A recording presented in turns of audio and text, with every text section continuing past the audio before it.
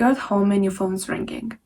I don't know, you could leave it to voicemail, but it's still ringing, practically off the hook. It sounds urgent, so you pick up. It's a voice you haven't heard in quite some time. Hey there, it's Trip. It's a wow. It's been a while since you all, but why don't you come over tonight? Grace and I would love to see you. So good, I mean, you could just come by around 8 or something? That'd be pretty good. Hope to see you tonight. It was Trip, whom you haven't seen in actually so long. It was you who introduced him to his now wife Grace in the first place, right? Because of you, they're now influential, rich, envied by their friends, always going on these elaborate, expensive vacations. Basically the epitome of a highly successful couple. So at 8, you are already at their door. And you just think about all of the things that just have to catch up on. What the couple has been up to since college, how's work going, this fancy new apartment that you've just shown up to. But as you're about to knock, you hear voices. Where are the new wine glasses? What for? That should be obvious. Oh God, Trip, don't turn this into a big production, please. Jesus Grace, come on, I'm not asking a lot here. What, Trip? Don't give me that look. You're going to drive me crazy. You tell yourself that it's fine. Couples, they always quarrel. But as you get greeted by Grace and Trip, something just seems wrong out of the blue. Everything, and I mean everything that you say to them, that you tell them, impacts the two of them like a bullet through glass. Is everything alright? What does it have to do with you?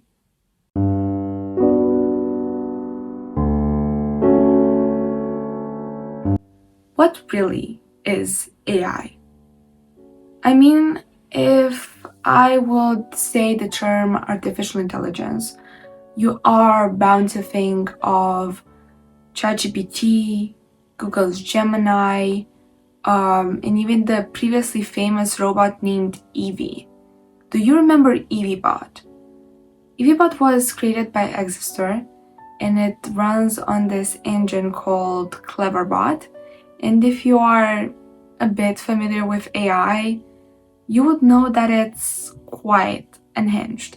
I mean, Evie became so popular because of the fact that the responses that she gave to you were extremely weird and cryptic and also funny. Actually, I was researching about her before making this video, and I asked her what should I tell you about her here, and she told me that she's honest and she is in no way, shape or form a robot. And also, how could we forget when Markiplier has done a video about Evie? I mean, their conversation was literally oscillating between being calm to heated to confusing to then calm again. I mean, at one point, I think that she started calling him Ben, like out of the blue, I think.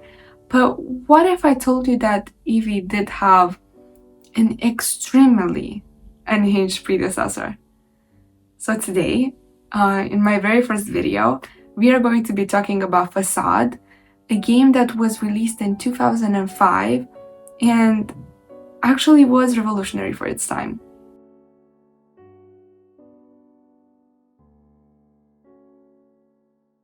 So Michael Macias and Andrew Stern met at the 1997 Socially Intelligent Agents Symposium at MIT that was organized by the American Association of Artificial Intelligence. Stern was presenting Pets, the cute game series, with the first installment released in 1995.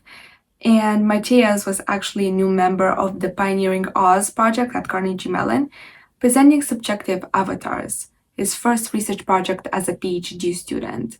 But it was a year later when the pair met up again at the Lifelike Characters Conference and decided to team up to create, quote, some sort of AI-intensive interactive drama piece that would serve as a personal art/elite project for us both, as joint AI research, some piece of which contributing to Michael's dissertation, and as a commercial product prototype. This is how Façade truly started. By January 2000, though, Matthias and Stern were working on Façade full time, actually. Matthias was in full grad student mode, and Stern actually went self funded after quitting his industry job. But it did take, let's say, a village to create the game that is Façade. So let me present to you the somewhat full Façade team. So the two were joined by Mehmet Fidan Boyu on additional programming and on additional character animation, and by John Rhines and Andy Webster on art. The eerie music was created by 5 composers: Billy Gumberg, Matt Ganoshaw, Jim Doran, Aaron Acosta, and Leo Caruso. The main voice actors are the unforgettable Chloe Johnston and Indy Bayeris, with additional voice done by Mary McCann and Joel Bressler. And they've also found in a source that marriage counselor Katie Bies has also helped with the story.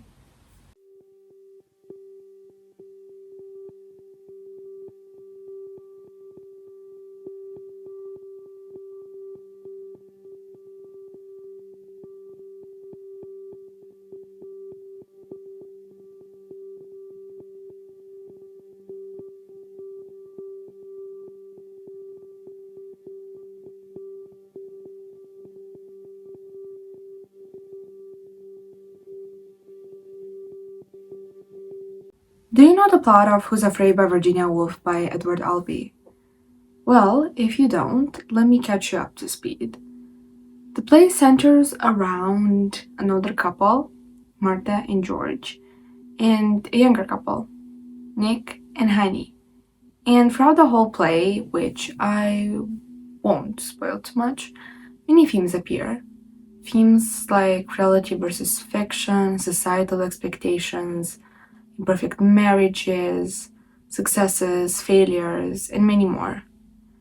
Now, what if you were part of the story?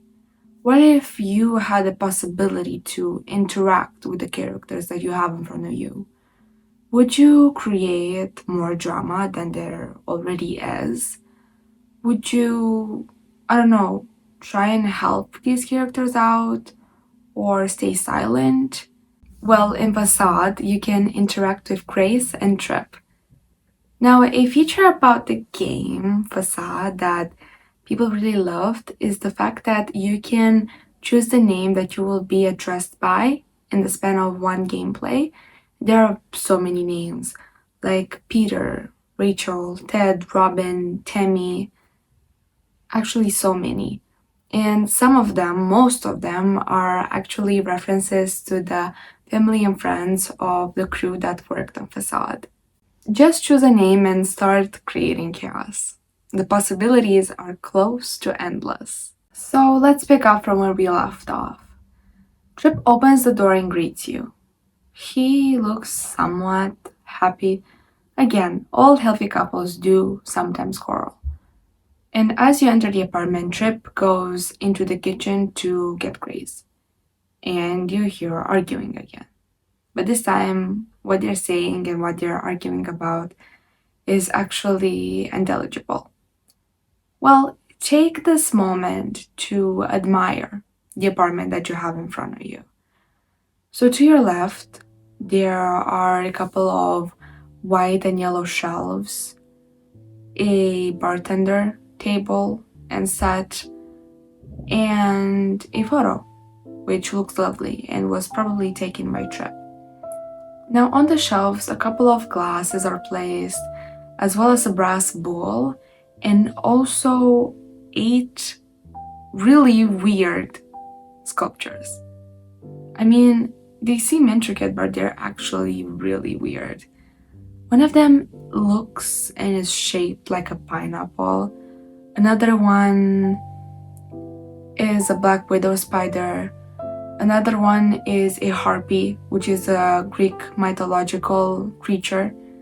But it's always trinket number 1 that has stood out to the internet population.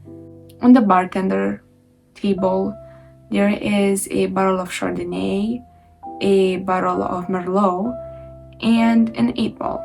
Now, to your right, there is a white couch with a decorated rug, a table, and also a couple of drawings and Grace and Tripp's wedding photo. Now, on the right wall, there are actually 4 drawings. 2 are just plain sketches. One of them is a painting of a tree, a small painting of a tree actually. And the last piece, the last painting that completes the whole arrangement basically, it's an abstract piece that has a yellow frame and has a small range of colors, but they're all kind of arranged neatly between the lines. All is completed by the skyline of the city during the night, and breathtaking to say the most. It's actually crucial into tying together the perfect setting for a surreal experience. After you glance around the room for a little while, Grace finally comes out of the kitchen. Hi, how are you? God, it's been a while. By the way, you look fabulous. Well, come on in, make yourself at home. From there on, basically anything could happen. For example, the evening would start with Chip offering to make you a cocktail. Something that Grace doesn't seem so excited about. She just asks for a glass of white wine or just water. Now, if you pick a stronger drink, like Chip suggests, like a sangria or a martini or a scotch, which Chip really, really loves, Grace will become a bit uncomfortable. But if you do choose something, let's say, less strong, Chip will be the one acting shady. Another scenario could play out. Take a look at this photo I just put out from our trip to Italy a couple of weeks ago. Chip says, "Come over here and sit on the couch with me." Grace intervenes. "No, hold on. Now, what does this picture make you think of?" "Oh, Trip, don't put a friend on the spot like that." "In a word, what does it say to you?" "Oh God, come over here. Make yourself comfortable." "Chip, darling, your obsession with that photo is making our friend uncomfortable." Now, the answer that Chip would need from you is romance. This is what the picture truly suggests for him. Since it was taken during the couple's vacation to Tuscany, Italy, a couple of weeks ago, he seems eager, inspired, and let down if you would not give him an answer. While on the other hand, Grace is the one feeling uncomfortable, since she didn't want to go to Tuscany, Italy in the first place. Something that you might not find out about Grace and Trip and their second honeymoon during your first playthrough is that Trip planned a vacation without Grace even knowing, resulting in her missing the art show of a very good friend from college that week. Now, if she does address it, she will sound very much angry. Sometimes, or even most of the time, Grace is going to start questioning you about how well she has decorated the place. She actually works in advertising, designing magazine ads or whatever, but she is also a good painter. So I'm hoping you can help me understand where I went wrong on my new decorating. Well, it's impressive. Even after a full day's work designing magazine ads, Grace somehow finds time to decorate. I guess it's just the artist in me dying to get out.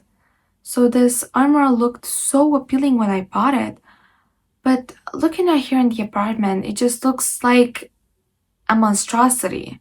If you try to comfort Grace about her decorating, maybe tell her that she has decorated the place beautifully, that it's exquisite, she would just, I don't know, shrug it off, maybe throw in a thanks, but most of the time she would try and prove herself right over and over again. I know, you have listened for a couple of minutes already and are quite confused. What do you mean when you say F? How am I truly interacting with the story? Well, you move with the arrow keys. You hover the mouse over objects to pick them up, over characters to hug them, to comfort them, even kiss them if you'd like to, and type. Type? Yeah. In order to talk to the characters, you need to type whatever you want to say and then click enter. You can do like anything. You can side with either one of the hosts. You can bring up new subjects. You can call them names and get kicked out for it. But it's all up to you. This world is your oyster. But how does this all work? Now I have to admit I'm really bad at computer science. I don't even take computer science or whatever it's called in high school. See, I don't even know. But I think that I can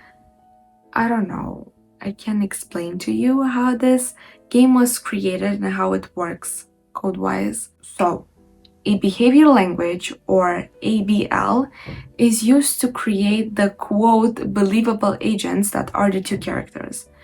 It helps them basically move,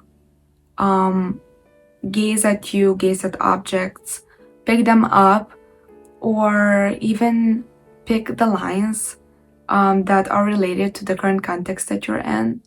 Natural language processing, or NLP, enables the computer and the entities to recognize, understand, and generate text to speech. In one publication, Matthias writes about NLP. For example, if the player types "Grace isn't telling the truth," the NLP system is responsible for determining that this is a form of criticism. The reaction decider language is part of the second NLP phase, in which the computer is, quote, deciding what reaction Grace and Chip should have to Grace being criticized in the current context. And the beat sequencer language, quote, selects the next beat in the story based on the previous interaction history. It's basically part in monitoring everything that you have done in one gameplay. It's used to create a more cohesive experience and helps the characters remember everything that you have talked about during your playthrough. Despite the game being such a revolutionary creation for its time, Matthias and Stern couldn't help but express their regrets regarding the development of the game. In the same publication that I cited earlier, Matthias talks about the project's failures. He describes the fact that many players would input all kinds of weird phrases just to see how the characters would react, but in return they would respond in an unexpected way, either bringing up other subjects or looking confused for a moment, and because of the broad but limited collection of things that these entities know, it can result to them understanding certain phrases in the wrong way, resulting in false positives occurring. In regards to this issue, the creator believes that the game is not diverse enough. Quote, the player may notice an asymmetry between the range of expressions she can perform and the range of responses the system can perform in return. With open-ended natural language input, at any moment the player can express millions of different meanings valid within the domain of the story. However, the system has, at best, only hundreds of different meanings it can express back at any moment. Also, he talks about the architecture of the game, wondering whether the game would be as rich as it is with two characters, and if it would work, and if it won't be shallow if more entities are involved. In my opinion, these problems that Matthias talks about are not such a big deal. I mean, I've consulted more reviews, and the only issues that I found is the game working worse on your computers, and also the fact that sometimes the story would become a little bit repetitive. Well, come in. Make yourself at home. Thanks, bestie. Thank you. I'm just gonna go close the door. What?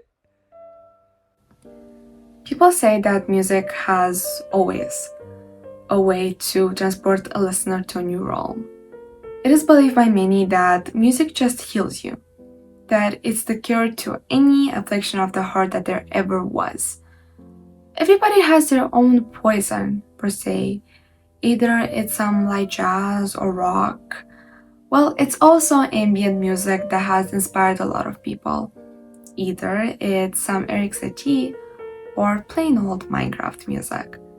Façade also has its own array of eerie/ambient pieces, which were composed by Billy Gumberg, Matt Ganushaw, Jim Doran, Aaron Acosta, and Leo Caruso. Trying to gather as much information as possible, I've tried to listen to as many pieces as I could, but during the first one, I already had chills. But maybe it was my fault that I was listening to the Façade soundtrack at literally, I think 2 a.m. in the morning, and I just felt like I was in a horror movie. Let me explain. You open up a game with low graphics, with weird-looking characters, a somber apartment with black walls, gray flooring. The people that you meet are always angry, always trying to create conflicts, when the thing that you are supposed to do is create new memories with old friends. And the music that you hear throughout the whole experience is just creepy.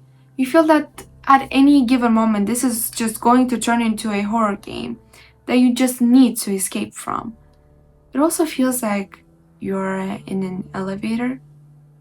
The music is slow. It has some synth, some piano again. But as you ascend, the synth becomes more detuned. You start hearing those weird creaking noises, and you just ascend, and ascend until...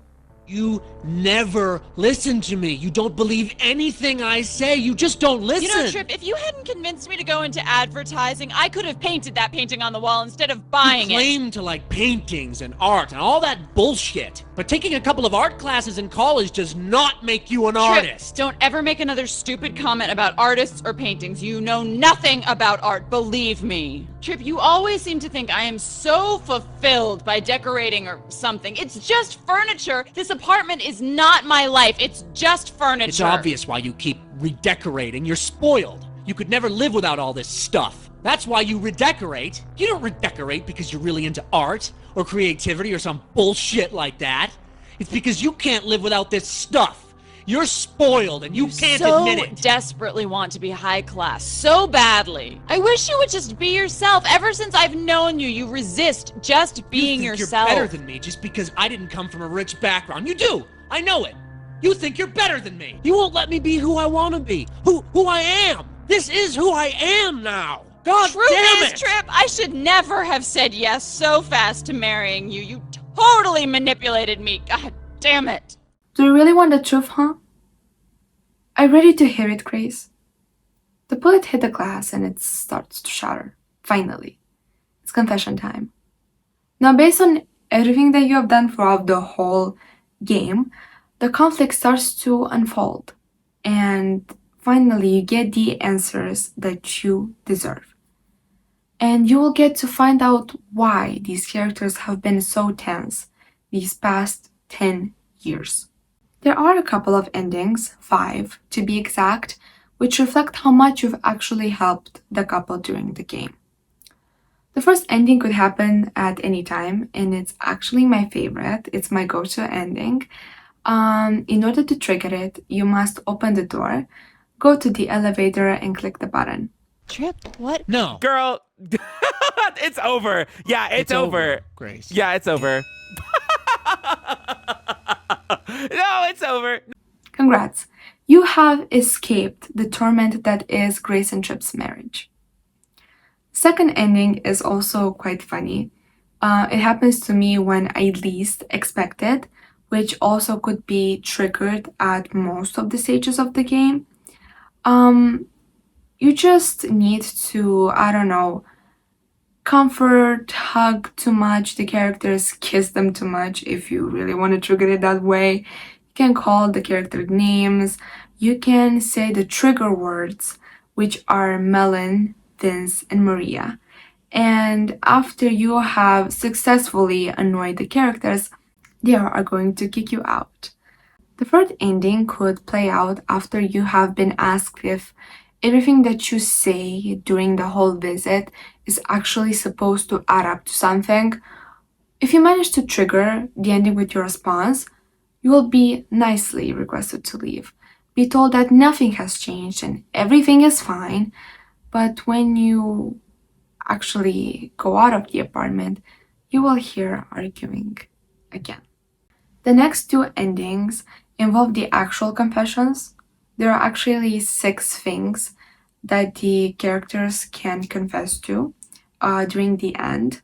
And from what I've watched on the internet, what I've seen from all of the Façade videos, the characters can tell up to 3 truths in the span of one gameplay. To understand how much these reveals actually impact the story, I put them in 3 categories: weak, mild, and strong. So a little bit of a disclaimer before we get to these reveals, to these truths. I just have to say that this is not me in any way, shape, or form trying to invalidate the experiences that I'm going to talk about later. If you had been through something like this, I'm deeply sorry, and I'm talking about them and putting them into categories just to talk about how much it impacts what ending you are going to get. So Trip's weak truth is the fact that he is ashamed of his parents and the way that he, was brought up. Sometimes he talks about the fact that he stayed in a shelter for 6 months with his family because the situation was that bad. Sometimes he also phrases the problem as being afraid of being poor, which is also the reason why he got married to Grace in the first place. Grace's, quote, weak truth is the fact that she has been painting without her spouse knowing, and the big abstract painting with the yellow frame is actually painted by her.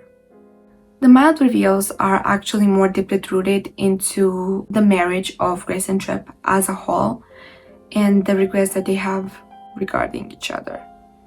So Trip admits that he manipulated Grace into marrying him.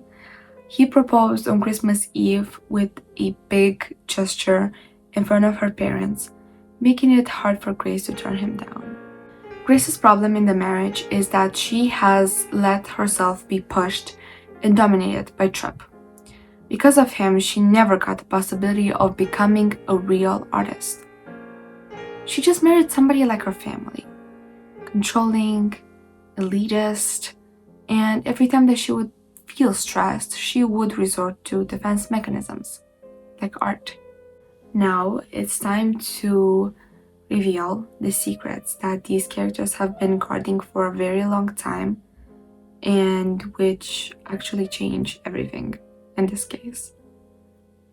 Do you know how many marriages end in divorce? So in America, the divorce rate is of 43%. When asked about the reasoning, 38% of couples part ways because of financial problems, 43% because they got married young, 58% because of excess arguing, 24% sadly because of domestic abuse, and 60% infidelity. But Chip and Grace were still in college, still dating, before they even got engaged. Grace was in love with another man. His name is Vince, and he was also an art major. She admits that she was still cheating on the night before Trip proposed. Trip, on the other hand, confesses that he also had an affair. Her name is Maria, and she was one of his clients from Barcelona. He explains the reasoning behind the affair is that he was feeling alone in the marriage. The fourth canon ending is the result of the characters confessing to anything of the things that I've just mentioned. After, one of them will say that the marriage is over, leave the apartment, while the other spouse is left to utter the words, "I should have told him," or "I should have told her," as the screen fades. It will likely occur with Trip if you say no to his questions, and with Grace if you say yes to hers. The fifth and last ending, also dubbed the reconciliation ending, is the happy turnout of events. To get it, you must have both of the characters confess their strong truths and also one of the mild ones. And once you've done so, the characters will thank you for your help and will nicely request you to leave. Congrats! You have passed Façade. Peter, thanks for coming over. I think you helped us.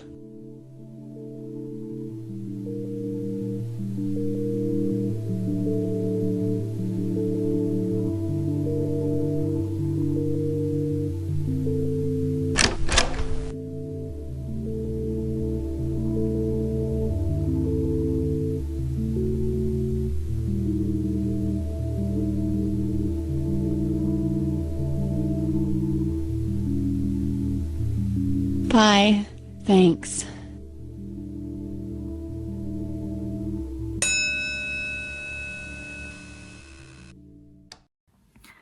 An older article from the New York Times reads, "It's a future where games are driven as strongly by characters as combat, where games are as much soap opera as shooting gallery, and as much freeform construction set as destruction arena." Even before the game was released, it was met with a lot of praise for its eerie nature, for its weird setting, and for the effort that has been put in, of course. It was truly one of the first times when an experience like Façade was presented to the public. It was interactive. It was offline. So many people started to record these experiences and have started posting them on YouTube. Façade instantly becoming a classic. Famous moments include glitches like the players and the characters getting stuck indoors, getting stuck in walls, and even more. And also the best and the most loved trigger word is melon. If you say it to Trip while he opens the door to you and greets you, he will look confused, a bit disappointed, a bit angry, and literally slam the door into your face. Saying the word throughout the game would also result in you getting a ticket out of the house. Mel! Hi, it's so great to see you!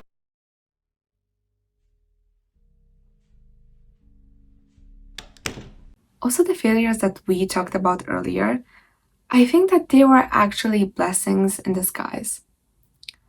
In an interview with Brenda Harger, Andrew Stern talks about how the game was perceived and the lovely interactions with fans. Even more entertaining, however, have been the stage plays, where players manage to keep the drama progressing while acting out of bounds or really wacky.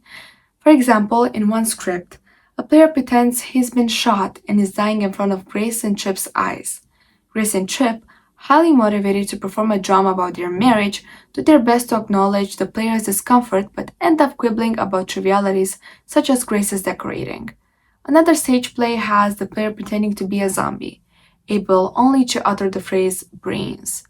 Chip invites him in, tries to fix him a drink, and tell him about their failed second honeymoon to Italy. They are pretty hilarious. I myself have been playing Façade for 3 years now, and it never fails to amaze me.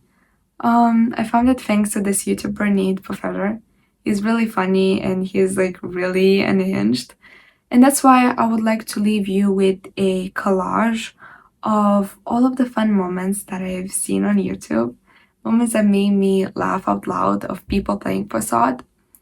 Before I do that, I'd like to ask you to maybe like, share, subscribe, follow me on social media because this video actually took me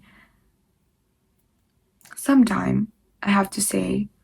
I had to find many sources. I had to write as much as possible. I tried so many things just to make this video work, and I hope that you liked it.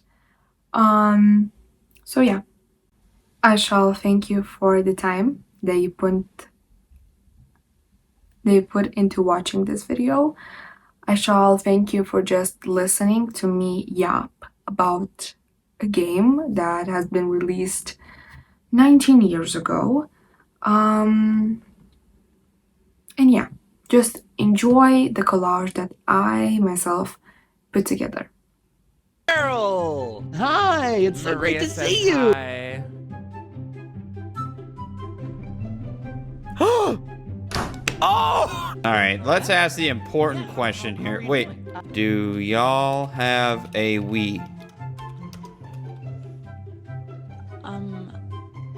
So come in. No, make yourself we're at just gonna home. ignore that question. I forgot you moved to Lego Island. Tea. You know what? Why don't I just open up a bottle of Merlot and make it No. easy? We don't need to fight over Tea. it. Let's Emily, drink. Come on. I don't feel like fixing drinks at this moment. Bitch, you offered! Oh, you brought my favorite drinks and everything. Trip, you are for the streets. That's bullshit. Oh!